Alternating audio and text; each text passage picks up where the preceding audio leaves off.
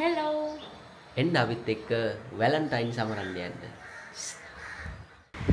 ඉතින් මෙන්න මේ විදිහට තමයි අපේ පළවෙනි හෙලගෝ ඩ්‍රයිව් එක ගියේ. ඉතින් මේකේ අපි ගියේ කෝට්යාඩ් බයි මැරියට් කියන හොටෙල් එකට කොළඹ වල තියෙන්නේ.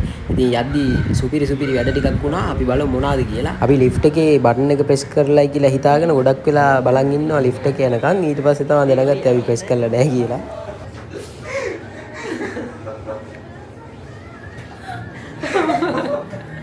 තාවඩේ ඉරේලා ඉන්නේ.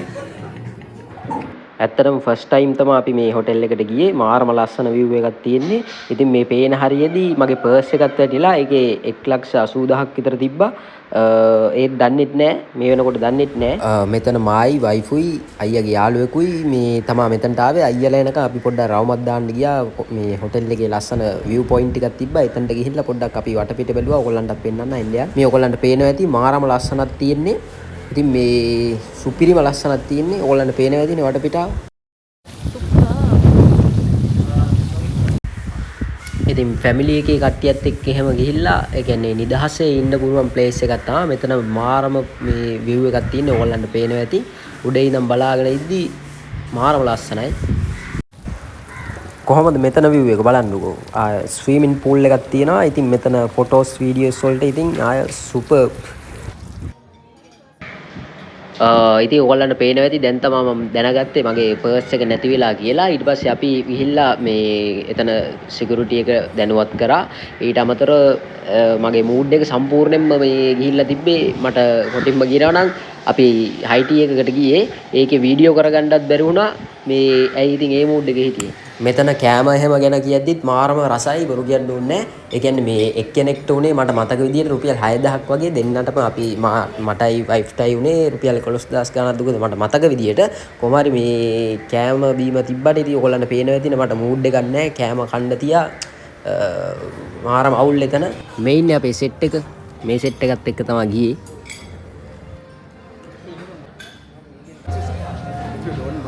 Just go to the TripAdvisor. Then just you can mention this and the story. So it is good for our. තව එකක් මතක් ගන්න ඕනේ මේකේ හිටපු ඒ කියන්නේ අර සිකියුරිටි කට්ටියව අපි දැනුවත් කරාට පස්සේ ඒගොල්ලෝ විටින් විට ඇවිල්ලා අපිට අප්ඩේට්ස් දුන්නා. කියන්නේ CCTV බලලා. ඉතින් මෙන්න මේ ඔයගොල්ලන්ට පේනවා ඇති.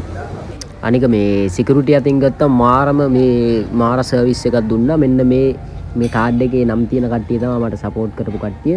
ඉතින් අනිවාර්යයෙන්ම මේ කට්ටියට තෑන්ක්ස් කරන්න ඕනේ.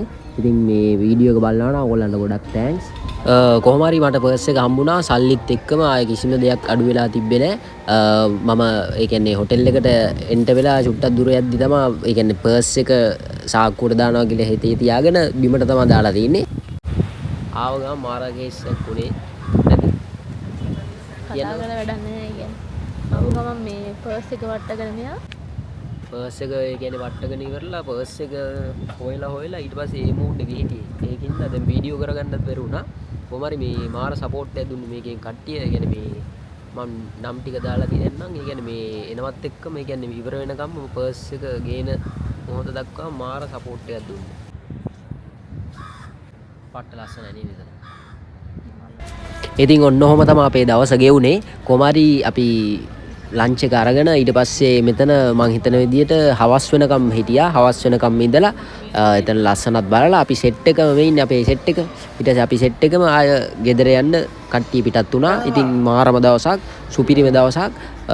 අමතකම වෙන්නේ නැහැ මොකද පර්ස් එකක් නැති වෙච්ච ඉතින් ඔහොම තමයි අපි වැලන්ටයින් සැමරුවේ. ඉතින් ඕගොල්ලන්ටත් මෙන්න මේ වගේ අත්දැකීම් වෙලා තියෙනවද? ඉතින් එහෙම වෙලා තියෙනවා නම් අපිට කමෙන්ට් එකකින් කියන්න බලන්න ඕගොල්ලන්ගේ ස්ටෝරි එකක්. මේ අපි මේ යනවනේ. කෙලින්ම මේ හිටගෙන ඉන්නවා විතරද? යන්නේ නැහැ. අපිට දැනෙන්නේවත් නැහැ කියලා ඒක මම කෝබලුනේ.